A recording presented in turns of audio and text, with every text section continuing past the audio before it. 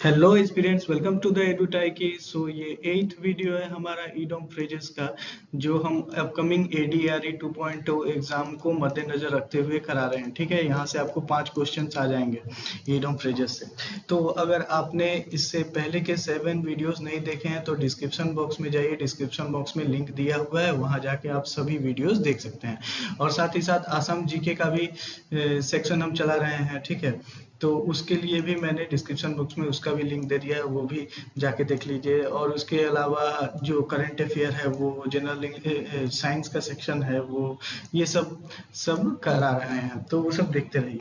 चलिए आज स्टार्ट करते हैं 173 नंबर क्वेश्चन से। 173 क्या कह रहा है? Adams L.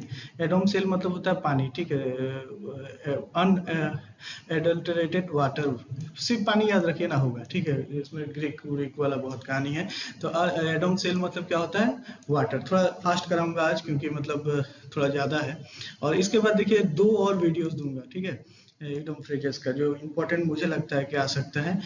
ऐसे तो देखा जाए तो बहुत ज़्यादा हो जाएगा, लेकिन मैं कम सोच रहा हूँ, 250 के आसपास, ताकि उसमें से ही आपको कॉमन गिर जाए।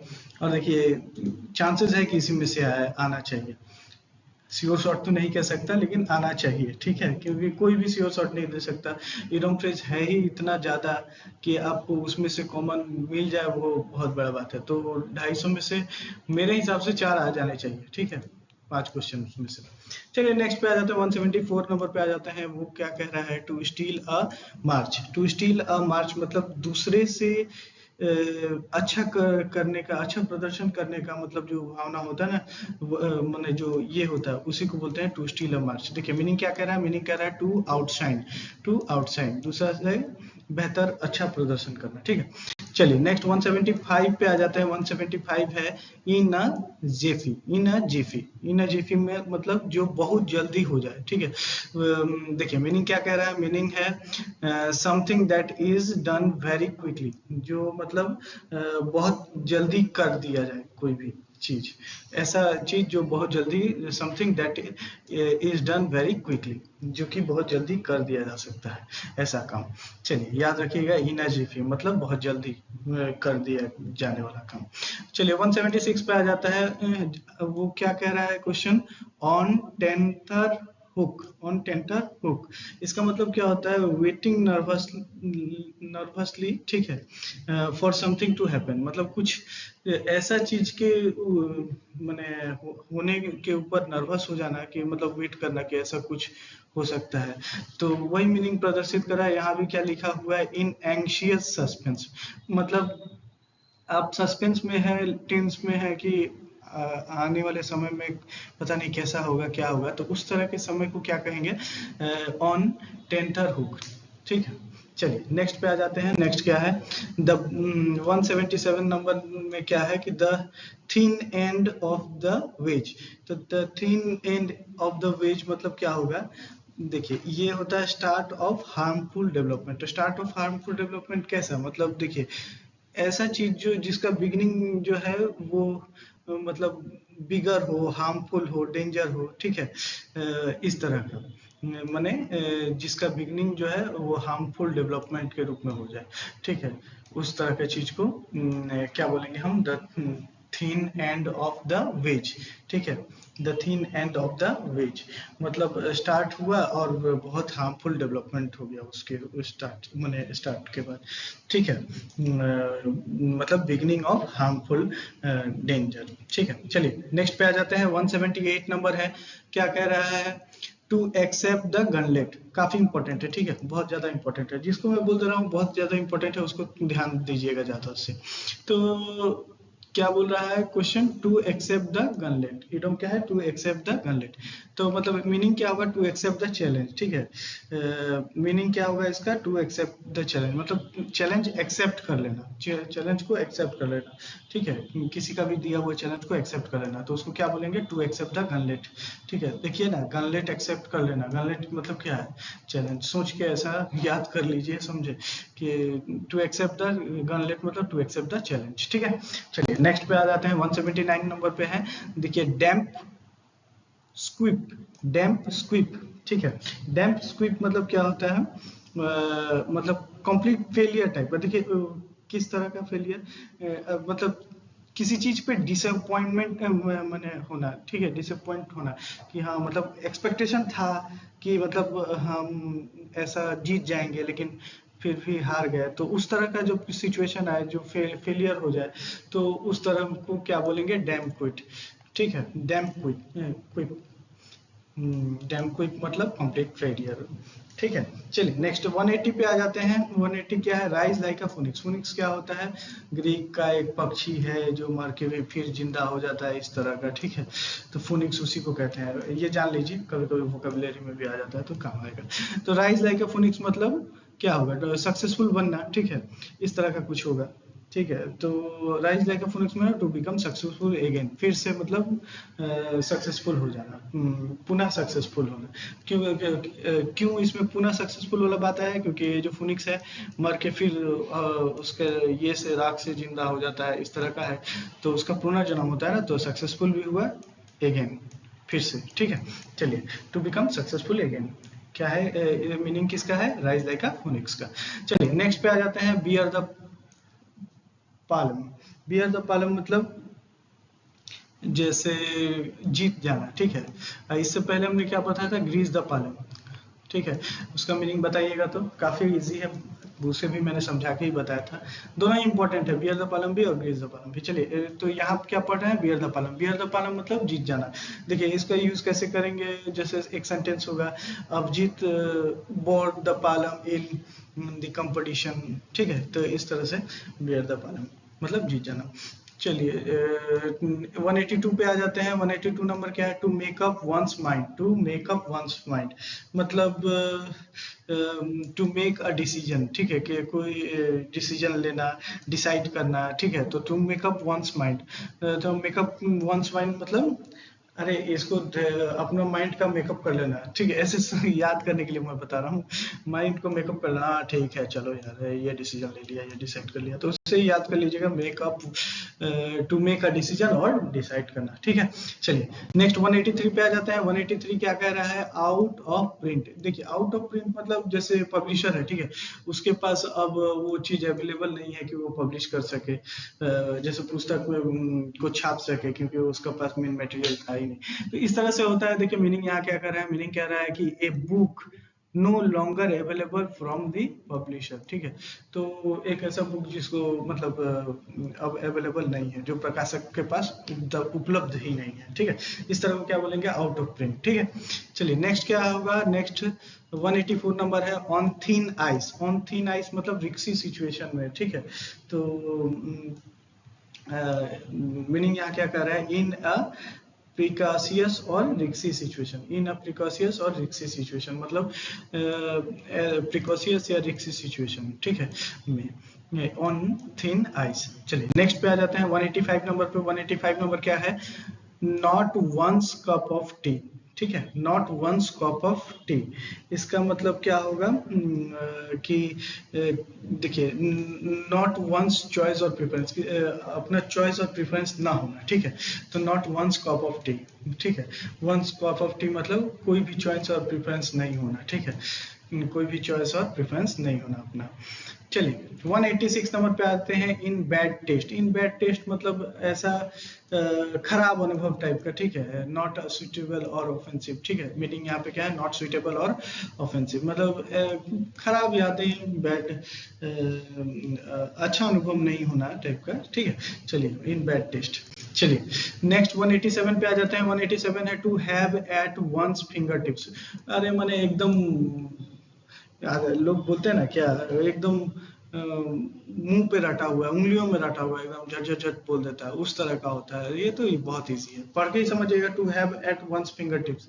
ठीक है, तो मीनिंग क्या कह रहा है, recall of factual information at one's command. ठीक है, रिकॉल कर लेना, एक कमांड पे ही पूरा एकदम फैक्चुअल इंफॉर्मेशन को घड़ घड़ घड़ घड़ ये होगा, ऐसा होगा, ऐसा होगा, पूरा बता देना। ठीक है, तो उसको क्या बोलेंगे, to have at one's finger tips. चलिए तो 188 नंबर पे आ जाते हैं। 188 नंबर क्या है, to no have a clue. To no have a clue मतलब क्लू नहीं होना। ठीक है, सीधा सीधा बात, कुछ भी पता नहीं रहना।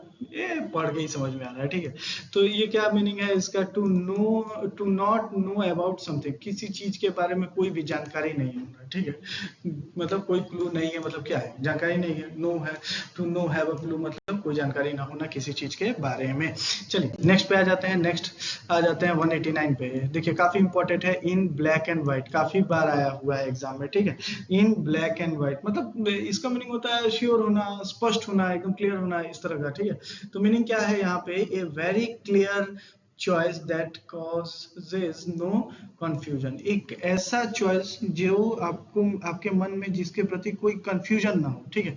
कि और कंफ्यूजन मतलब एरेज भी नहीं कर हो कि हाँ ये चॉइस है और ये इस पे आपको कोई कंफ्यूजन ही नहीं लगे, अरे यही सही है, यही एकदम क्लियर मेरा थॉट है, ठीक है। तो ये इसको क्या बोलेंगे, इन ब्लैक एंड व्हाइट, माने स्पष्ट होना है, एकदम श्योर होना, क्लियर होना, जिसमें कोई कंफ्यूजन नहीं होना है, ठीक है। चलिए 190 पे आ जाते हैं, to let someone off, to let someone off, to let someone off मतलब क्या कह रहा है कि पेरेंट का जो स्थिति होता है ना, उसके साथ किसी को छोड़ देना, ठीक है, इस टाइप का होता है टू लेट समवन ऑफ। मतलब मीनिंग क्या कह रहा है, to leave someone in his parent state, मतलब पेरेंट की स्थिति पे उसी को वैसे ही छोड़ देना, ठीक है। चलिए नेक्स्ट पे आ जाते हैं, 191 पे आ जाते हैं।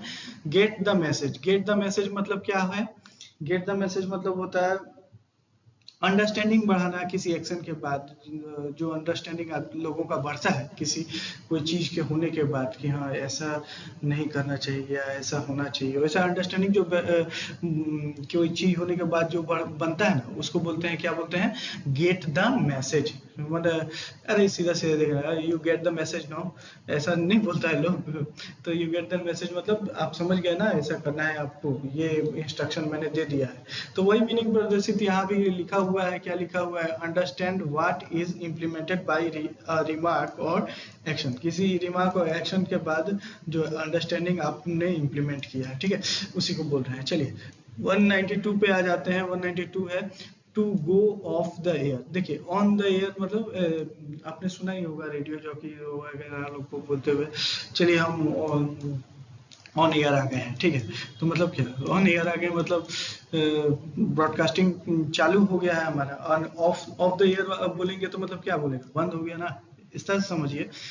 ऑन द एयर बोलेंगे तो मैंने ब्रॉडकास्टिंग चल रहा है, ऑफ द एयर माने बंद हो गया। तो इसका मतलब to go off the air मतलब बंद हो जाना, वही मीनिंग बता रहा है और कुछ नहीं है। देखिए मीनिंग क्या है यहाँ पे, टू स्टॉप ब्रॉडकास्टिंग रेडियो और टेलीविजन प्रोग्राम, टीवी प्रोग्राम, ठीक है, टेलीविजन प्रोग्राम मतलब टीवी प्रोग्राम, और ये जो ब्रॉडकास्टिंग है रेडियो का वो बंद हो जाना, ठीक है, इस तरह से। इजी है यार, देखिए क्या है कि ऑफ द एयर बोलने का मतलब बंद हो जाना है, ऑन द एयर मतलब लाइव आ गए हैं और चालू हो गया है, ठीक है, इस तरह से। चलिए 193 पे आ जाते हैं, टू मेक का अमेंड। देखिए टू मेक अमेंड मतलब क्या है, टू कॉम्पनसेट करना, ठीक है, किसी भी चीज को ठीक करना। तो कोई भी चीज, अमेंडमेंट क्या होता है, ठीक है। तो अमेंडमेंट कहाँ से लिया गया है, कॉन्स्टिट्यूशनल अमेंडमेंट किस देश के संविधान से लिया गया है, ये एक्स्ट्रा क्वेश्चन है, हमको कमेंट में बताइएगा कि इंडियन कॉन्स्टिट्यूशन में जो अमेंडमेंट का प्रोसीजर है वो हम कहाँ, किस देश के कॉन्स्टिट्यूशन से हमने बोरो किया है, ठीक है, बताइएगा, ठीक है। और के आर्टिकल बता देता हूँ, मैं थोड़ा सा हेल्प कर देता हूँ, 368 है आर्टिकल जिसके थ्रू अमेंडमेंट किया जा सकता है, ठीक है। चलिए तो यहाँ क्या बता रहे थे हम, टू मेक अमेंड्स, ठीक है। तो मेक अमेंड्स करने के लिए क्या है, क्यों किया जाता है, तो टू मेक अमेंड्स करेंगे तो मतलब कॉम्पनसेट करेंगे, किसी भी कोई भी भूतपूर्व चीज में जो पास्ट में हुआ गलती है उसको सुधारेंगे, इस तरह का होगा, ठीक है, मीनिंग होगा ना। तो वही है टू कॉम्पनसेट करना, ठीक करना, गलत को ठीक करना, इस तरह का। 194 पे आ जाता है, go for a song. Go for a song मतलब एकदम थोड़ा सा, गो फॉर अ सॉन्ग मतलब एकदम थोड़ा सा पैसा मिलना, ठीक है, जो अनएक्सपेक्टेड मनी मिलना किसी भी चीज को बेचने पर, ठीक है, उस तरह का होता है। टू मतलब to be sold for an unexpected low price, इस तरह का होना, ठीक है। तो यहाँ भी सोल्ड चीपली लिखा है, मीनिंग यहाँ पे sold cheaply. Go for the song मतलब एकदम कम पैसे में बिकना टाइप का, ठीक है। चलिए नेक्स्ट पे आ जाते हैं। नेक्स्ट है 195 number, Achilles heel. Achilles heel, Achilles heel मतलब a fatal weakness in spite of overall strength. देखिए किसी की चीज में जैसे रावण को मान लीजिए, ठीक है, रावण का एक्लीज हिल क्या था, ठीक है। एक्लीज हिल था उसका मतलब वो जो नाभि में घड़ा था उसमें शायद तीर लगता है तो उससे उसका मौत हो जाता था। हाँ, बाकी कहे वो अमर ही था। तो उसका क्या था, एकिलीज हील था। क्या था, एकिलीज हील। मतलब पूरा स्ट्रेंथ होने के बावजूद भी ऐसा कोई वीकनेस जो आपके लिए घातक है, ठीक है। एक छोटा सा वीकनेस जो आपके लिए घातक है, उसको क्या बोलेंगे, एकिलीज हील। चलिए नेक्स्ट पे आ जाते हैं, 196 पे आ जाते हैं, beat around the bush. Beat around the bush, beat around the bush मतलब आंसर से बचना टाइप का, ठीक है। टाइम वेस्ट करना, सोच समझ कर किसी का टाइम वेस्ट करना, ठीक है, इस तरह से आंसर देने से, मेन आंसर देने से बचना। क्या है, ठीक है, नहीं पता है हमको लेकिन पता है उसको, ठीक है। किसी चीज से आदमी बचता नहीं है उस तरह से। देखिए मीनिंग क्या कह रहा है, to treat a topic but omit its main point, ठीक है। ऑफन इंटेंशनली, ठीक है, जानबूझकर, ठीक है, जानबूझकर किसी चीज का आंसर नहीं देना, किसी चीज को मुद्दा से भटका के टाइम वेस्ट करवा देना, इस तरह का चीज, तो उसको क्या होता है, बीट अराउंड द बुश। चलिए 197 पे आ जाते हैं, आज का लास्ट लेते हैं 197, beat a dead horse. Beat a dead horse मतलब मीनिंग क्या कह रहा है, to uselessly dwell on a subject far beyond its point of resolution. देखिए ड्यूअल मतलब क्या होता है ना, इसका मीनिंग समझिए, कभी कभी आ भी जाता है। मतलब ध्यान केंद्रित करना, ठीक है। तो यहाँ की इसका मीनिंग क्या होगा कि मुख्य पॉइंट से भटकाना टाइप का, ठीक है। मुख्य पॉइंट से भटकाना किसी चीज का, मैंने देखिए बीट द डेड हॉर्स मतलब हॉर्स तो मर गया, उसको मार के क्या फायदा। तो मतलब वही बोलना चाह रहा है, यहाँ से समझने का कोशिश कीजिए कि टू यूजलेसली मतलब बिना कारण किसी चीज का ध्यान केंद्रित करना किसी सब्जेक्ट पे, ठीक है, जो कि far beyond it's point of resolution, जो मतलब जरूरी नहीं है, वो मेन पॉइंट से काफी भटका देना। मेन पॉइंट है लेकिन मेन पॉइंट पे नहीं जाके किसी यूजलेस चीज पे ध्यान केंद्रित कराना, कोई सब्जेक्ट पे कि हाँ ऐसा होगा। तो वही क्या मीनिंग है, किसका मीनिंग है वो, बीट अ डेड हॉर्स, ठीक है। चलिए देखिए ये सब जो मैं करा रहा हूँ ना, इसको नोट डाउन कर लीजिए, क्योंकि आप लोग को पता ही है सितंबर में 15 तारीख को एग्जाम स्टार्ट हो जाएगा, ठीक है, हायर सेकेंडरी का। तो उसके बाद आपके पास है ही कितना समय, आपके पास है ऑलमोस्ट 1 मंथ अप्रोक्स, कम ही है, उससे ज़्यादा नहीं है। तो इसमें क्या है कि आप फ्रीडम फ्रेजेस को नहीं लिखिएगा, कितना वीडियो देखिएगा, तो एक बार देख के लिख लीजिए और उसको डेली एक बार पढ़ के याद करने का कोशिश कीजिए, तभी एग्जाम में याद होगा, थोड़ा क्विक होगा। हाँ, और जो असम जीके का भी कराया है, जो जनरल साइंस भी कराया है, बाकी करंट अफेयर भी कराया है। तो करंट अफेयर तो लिखने का जरूरत नहीं है, वो 1-2 बार वीडियो देख के हो जाता है, ठीक है। ऐसे एग्जाम एग्जाम क्या, मैं सोचा हूँ और 7-8 दिन बाद आप लोगों को एक मतलब स्ट्रेटजी बनाऊंगा कि कैसे क्या पढ़ना है आपको। जैसे मैथ्स वगैरह में कौन कौन सा टॉपिक पढ़ना है, मैथ्स में तो सारा टॉपिक पढ़ना नहीं है, एक तो आपको एडवांस मैथ पढ़ना नहीं है, एरिथमेटिक पढ़ना है, सिर्फ इजी इजी टॉपिक रहता है एडीआरई में। तो वो सब मैं बता दूंगा एक पूरा वीडियो बना के। चलिए तो ठीक है, आज के लिए इतना ही। और आपको अगर अच्छा लगा हो वीडियो तो please do like share and subscribe my channel, not my channel, it's our channel, ठीक है, हमारा चैनल है ये एडुटाइक है, ठीक है। सपोर्ट कीजिए और सब्सक्राइब कीजिए, लाइक कीजिए, शेयर कीजिए। Thank you for today.